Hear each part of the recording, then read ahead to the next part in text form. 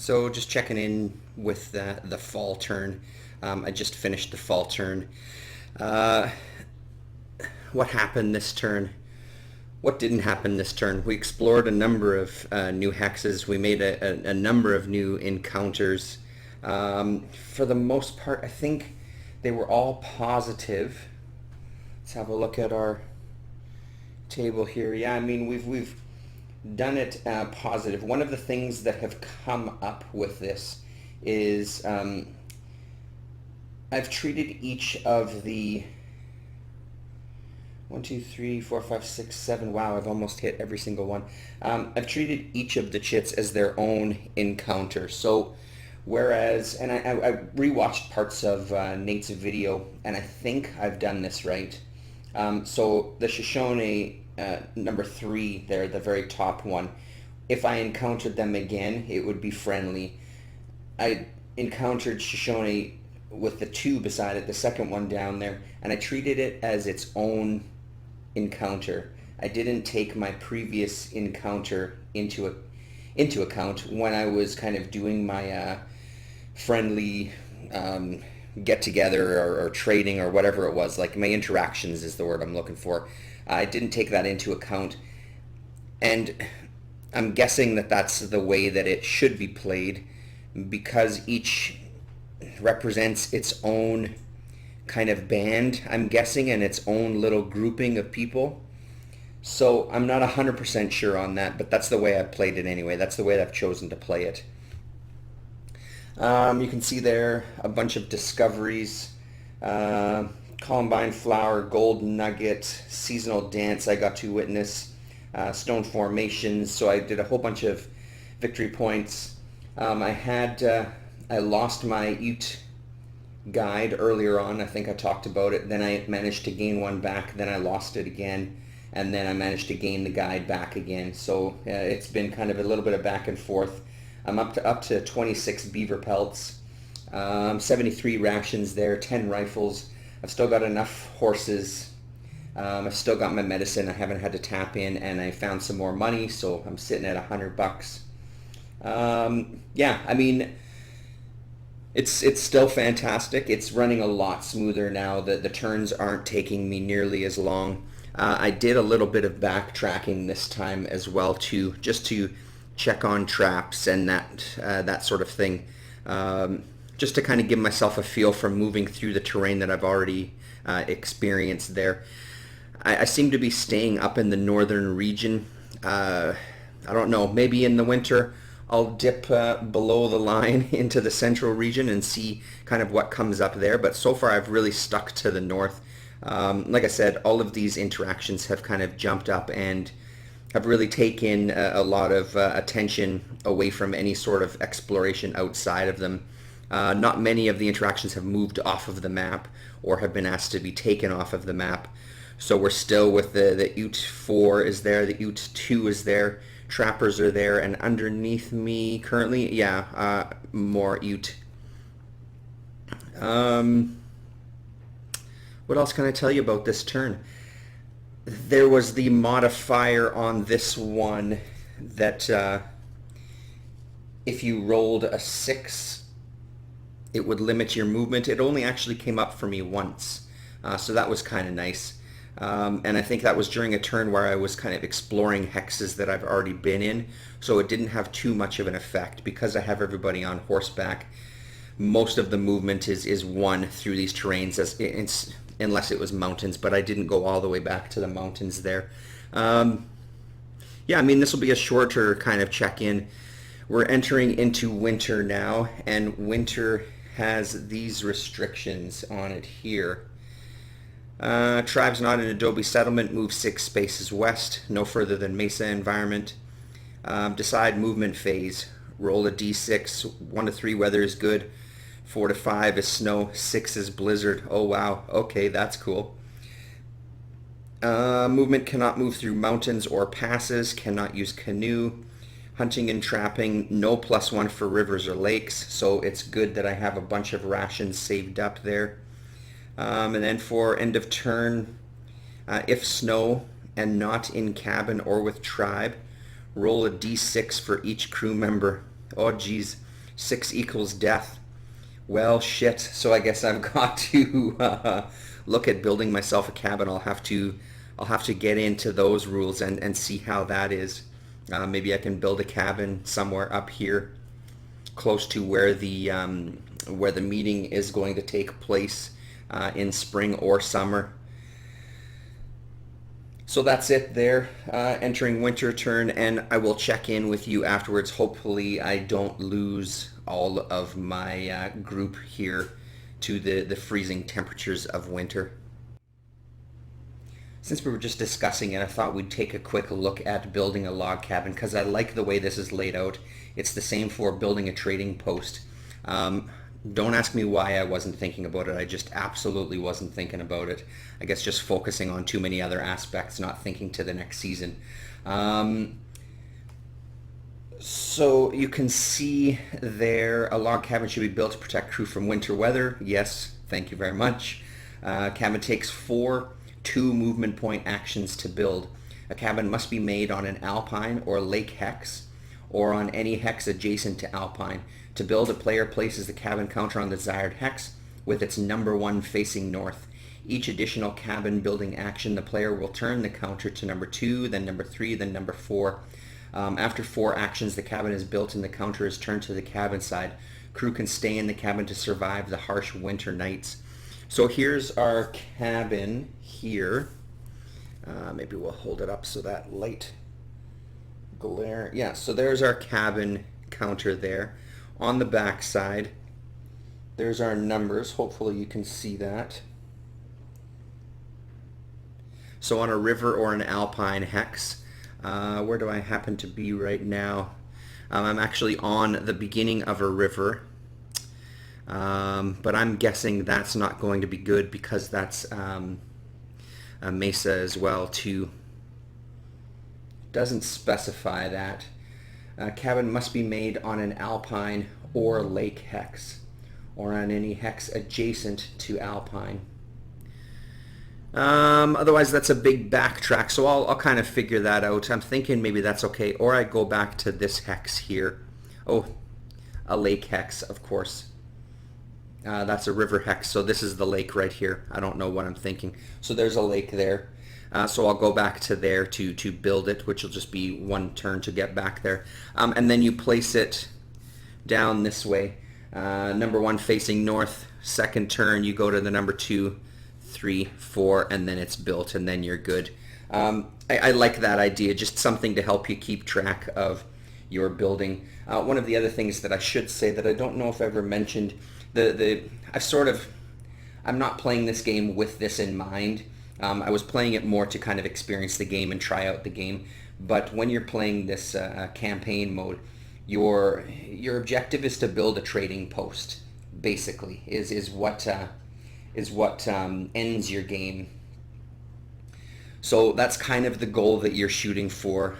Now that I'm getting into building the cabin and stuff, once we get to the chance where we can trade, then maybe I'll start considering that and kind of see if I can make it to the end of the game. But I do like the idea of just exploring and just kind of wandering around and uncovering hexes and having these encounters with various groups of people.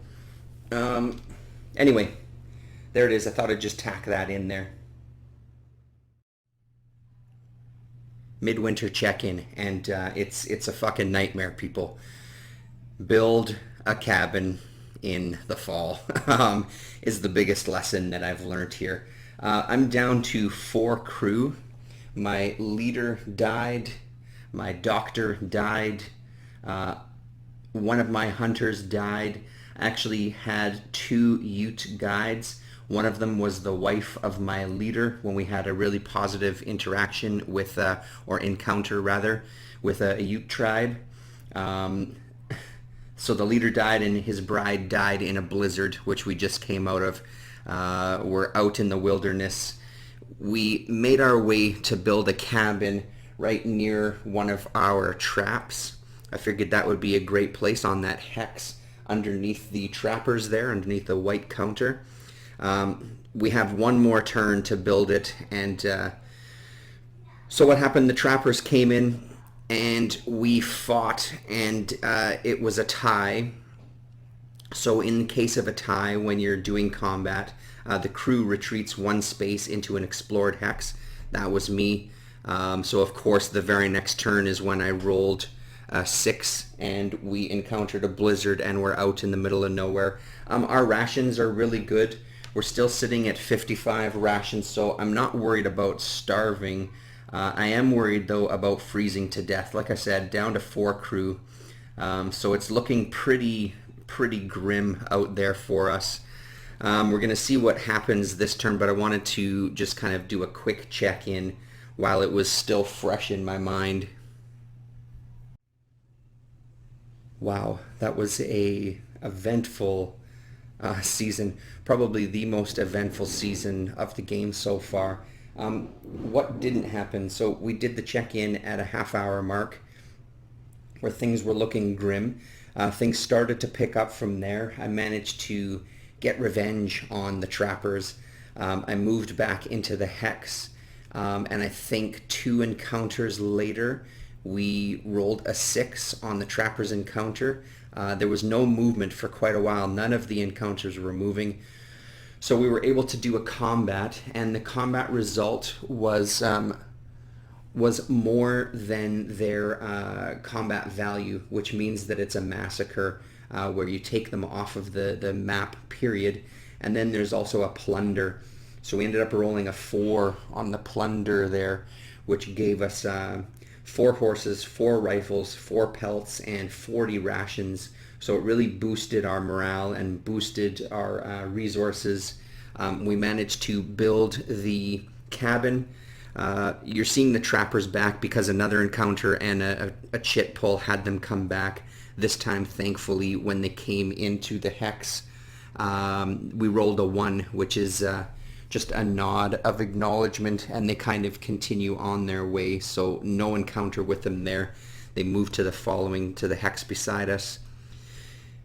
So we ran into the Shoshone tribe, and we did a lot of trading with them. We were already friendly with them. They were the first group that we encountered in the game.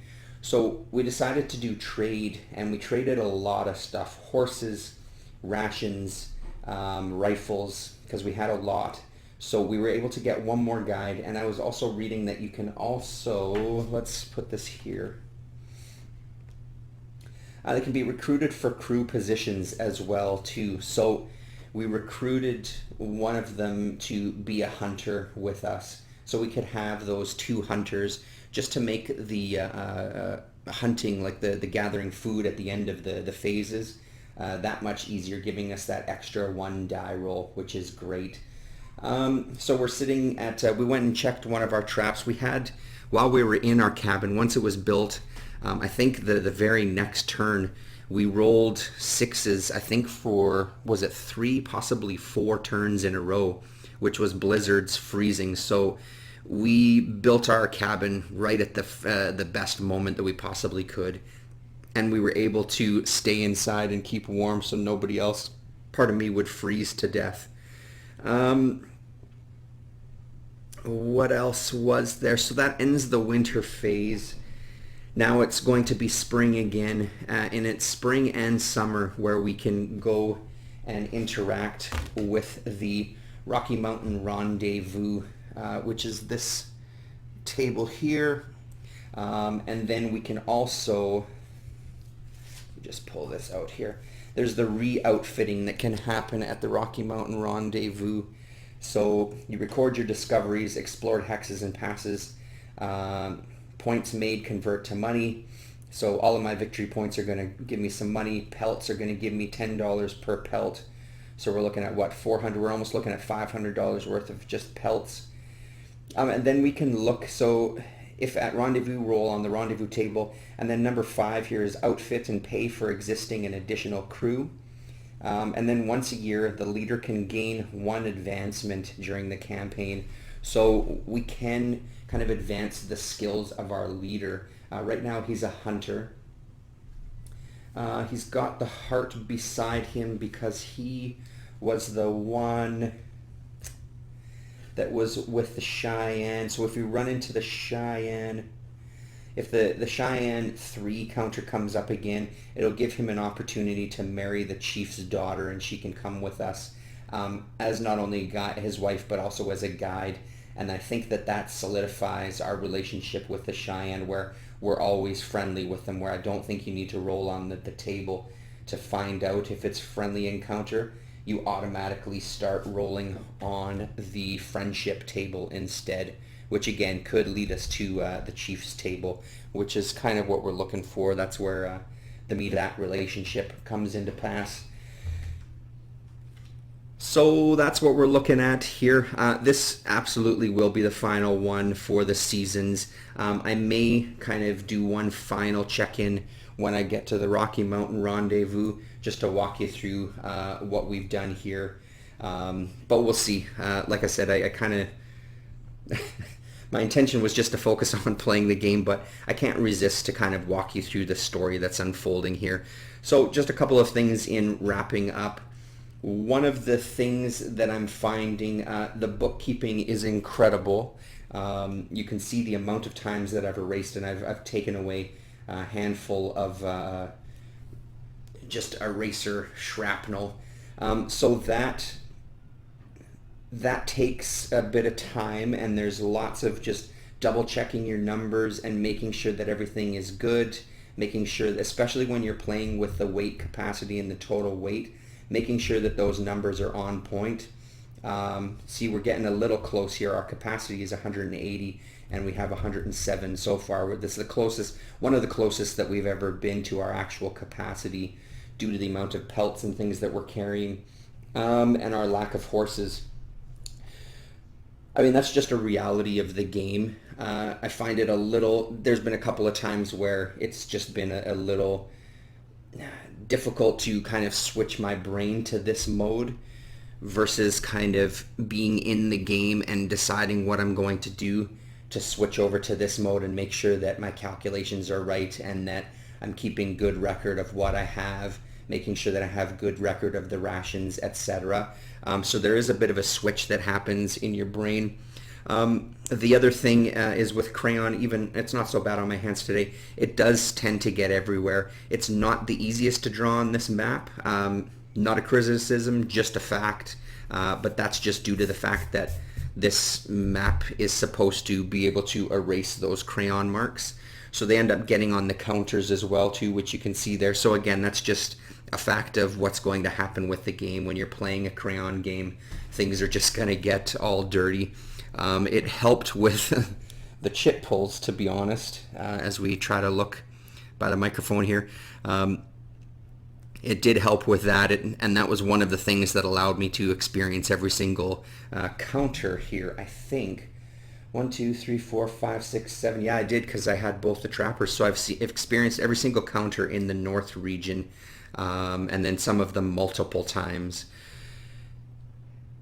So those two things aside, again, eventful game in the fall. Build a cabin. My only piece of advice, and I can't believe I just wasn't thinking about it. I was just so wrapped up into what was going on the map. Completely slipped my mind. So there you go. There's Rocky Mountain Man. 1 year complete.